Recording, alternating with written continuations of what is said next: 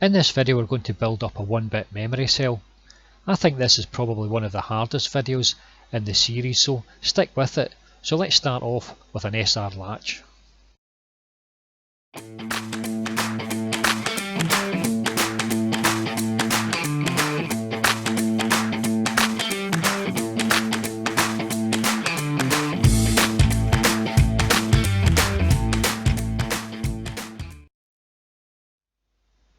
So what we have here is an active low SR latch. So we've got two NAND gates. The output of one NAND gate feeds into the input of this other NAND gate, and the output of this NAND gate feeds into the input of this NAND gate. We've got a set and a reset for our inputs. We've got a Q and a not Q for our outputs. Now the Q and not Q are complements, which really means that if Q is a 0, then not Q is a 1. If Q is a 1, not Q is a 0. So in order to use this, we see that it's an active low SR latch. That means that it only toggles on the output whenever the input goes from a high state to a low state. Now what we mean by toggle is that the Q would become a 1 and the not Q would become a 0. So let's look at that working at the moment. So if I change the input S from a 1 to a 0, you'll see the output toggling. And then we see that toggle there. Now if I was to do the same with the reset bit, if I change the input from a 1 to a 0, you'll see that toggling, and that's the toggle occurred. Now this is how we want to use this device. In this state, when the inputs change, the outputs toggle. So let's go ahead and we'll look at this in a truth table. So this is our truth table for our active low SR latch. We have our inputs S and R, 0, 0, 0, 1, 1, 0 and 1, 1. Notice we've repeated 1, 1 twice.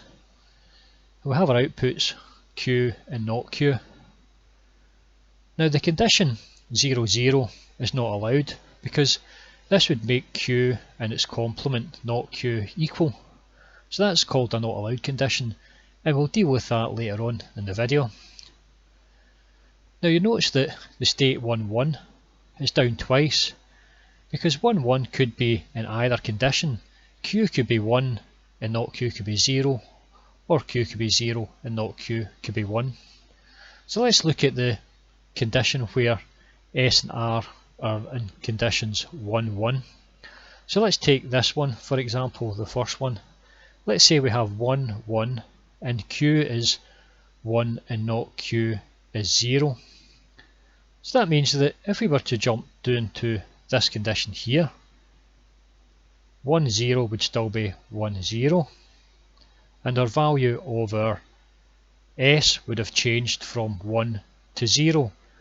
So in this condition, whenever our S changes from 1 to 0, we don't get any change. But if we were in this condition and we jumped from R from 1 to 0, so we would now be going on to 1 and 0, we would toggle because our Q would now be 0 and 1. So maybe a wee bit difficult to follow, so take your time and maybe reverse the video back and you can listen to that one again. So equally, we could look at it in this condition here. We could be in S and R could be 1, 1, and Q could be in 0 and not Q could be in 1. So if we were to jump from this condition here down to this condition, so this would mean that our Q and not Q would still be the same. In this instance here, our R would have gone from 1 to 0. So when we go from this condition here and our R changes from 1 to 0, we don't get any change on our Q and not Q, so they don't toggle. But equally, if we were in this condition here and our R was to toggle, then we would go from this condition to this condition here. Therefore our Q would be 1 and our not Q would be 0, so that means that our Q's and not Q would have toggled because it started off at 0, 1 and now it's 1, 0. So that's a little description of our active low SR latch. So let's go and we'll have a wee look at this in a bit more detail in Logisim. So this is our SR latch sitting in the 0, 0 condition. And you can see that the output is 1 and 1. But that's a not allowed state because we want to make sure that these outputs are complements. So we can't have 1 and 1. We can only ever have 0, 1, 1 and 0. And we're going to go and change the circuit just in a minute to ensure that that doesn't occur. So now let's look at the 1, 1 state. So I mentioned in the 1, 1 state that the outputs here could be 0 and 1 or 1 and 0. So at the moment we've got them at 0 and 1, so let's change it so it's 1 and 0.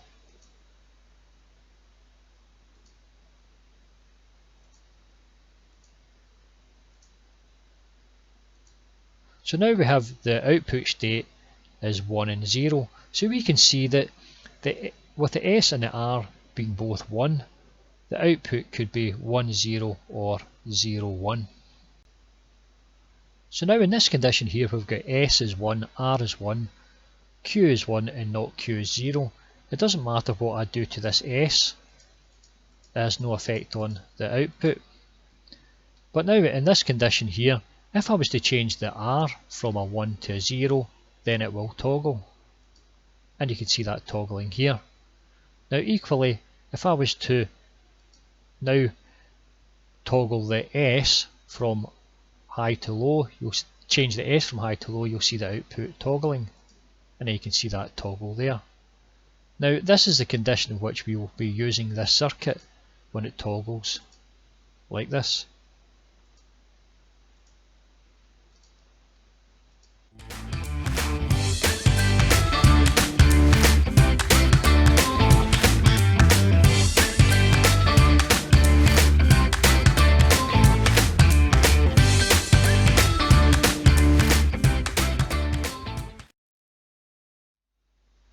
So now what we've just built here is a very similar circuit, but we've added in an enable section. So what we have here is an active high SR latch with an enable. Now it's active high because it only toggles whenever it goes from low to high, so it's really the opposite of what we did when we did the active low SR latch, and we've added in this little enable section as well. So nothing will happen at all until the enable goes high. So with the enable low, it doesn't matter what we do with the inputs, nothing's going to happen.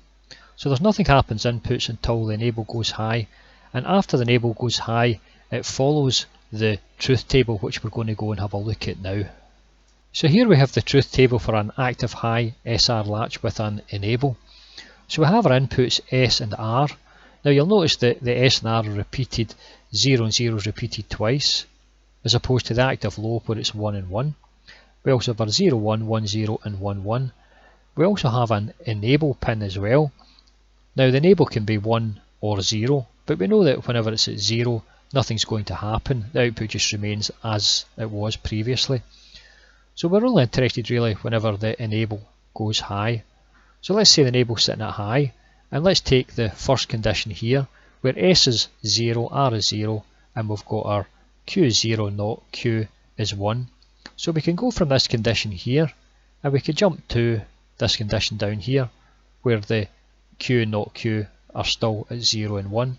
So in that case here, what would have happened is this R would have changed to a 1. So whenever the R changes to a 1 from this state here, we just get the state that we had previously. So the 0 and 1 doesn't change, it just remains at 0 and 1. Now if we were in this condition here, and it changed from our 0 and 1, and it jumped down to our 1, 0, which is here, you could see here then that what would have changed would have been our set. Our set would have gone from a 0 to our 1. In that instance there then, the output would have toggled. So it's toggled from 0, 1 to 1, 0. So now we have a look in this condition here when S is 0 and R is 0, and we're in position Q1 and not Q is 0. So we're in this line here. So if we go from the 1, 0 at the output, and let's say that remains the same at 1, 0, then what will happen is the S would have toggled from a 0 to a 1. So in that condition there, when S toggled from a 0 to a 1, the output remains the same. And finally, if we're in this condition, S and R are 0, 0, and Q not Q are 1, 0, and let's say the output had toggled from 1, 0 to 0, 1, then in order for that to be the case, the R must have changed from a 0 to a 1. So if we're in this condition and R changes from 0 to 1, then we toggle the output from 1, 0 to 0, 1. So that covers all of the possible outputs that we have on our active high SR latch with our enable. So let's have a final look at this in Logisim. So nothing's going to happen in this circuit whenever the enable is low. We've seen that a second ago, so there's nothing happening at all. The outputs just remain fixed. It's not until the enable goes high that the outputs are able to change. And as we said here, this is an active high. So if we go from a low condition here, it'll only toggle whenever one of the sets or resets goes high. So you can see here that reset there has gone high and it's toggled. So now I can set this high and you can see that that's now toggled. So we can continue toggling like that, and you can see the output changing input and output toggles. So now what we want to go and do is we want to change this circuit so that the not allowed condition never ever occurs. So that is, we never ever want the set and reset to be the same value.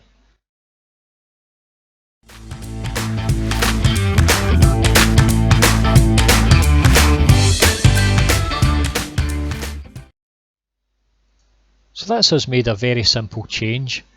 We get rid of one of the pins and we put in a NOT gate between the two inputs. So that ensures that the inputs can never ever be the same.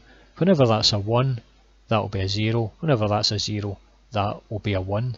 So now we've got a very interesting little circuit, and this is our 1-bit memory cell. And let's see how that works. Whenever the enable goes high, then this becomes in effect a transparent latch. What that means, it just passes this value of S straight through to the output. So we'll get 1, we'll get 1, 0, 0, and we're just passing it straight through. But whenever the enable goes low, whenever we change this value for set, nothing will happen on the output. So in effect, it saved that 1 bit of memory whenever we put the enable low, and whenever we put the enable high again, we can change the condition of the memory cell. So let's say we want to put a 0 into the memory cell. That's a 0 in the memory cell, and the 0 is now fixed in the memory cell. When we change the input doesn't change. So in effect, we've found a neat little way of storing 1 bit of information.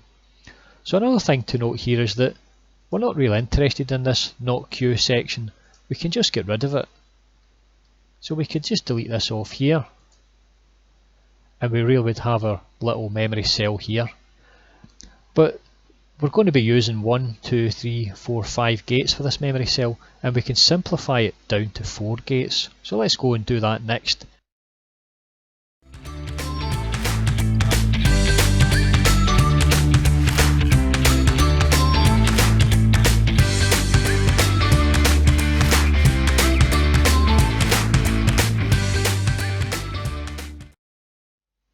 So this is our final 1-bit memory cell, and it's built out of 4 NAND gates, and we can see how this is going to work. Let's say we wanted to pass a value into a memory location. So let's say we wanted to pass the value 0 into the memory location. So 0 sitting here waiting to get into the memory location. Whenever the enable goes high, we can then pass that value through into the memory location. Whenever the enable goes low, the value is now held in that memory location, so it doesn't matter what we do with this S. That value of 0 is held within that memory location. So let's go ahead and we'll build our instance for this. So we go into project, add circuit, and we'll call this CPU underscore mem underscore 1. And you can see it's appeared here. So we can get into main and we'll cut and paste, Control X, Control V, and then we can get in here and we'll recreate our circuit so that the appearance is a little bit better. So we can just make it a square shape.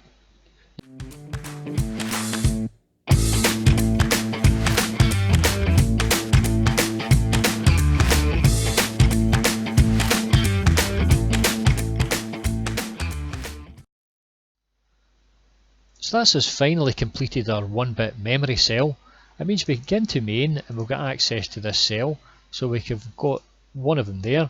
Of course we can take copies of this and we can create 2 bits, 3 bits, 4 bits, and eventually we can work away and create an 8-bit memory cell. So that's what we're going to go and do on the next video. So thank you for listening to this video.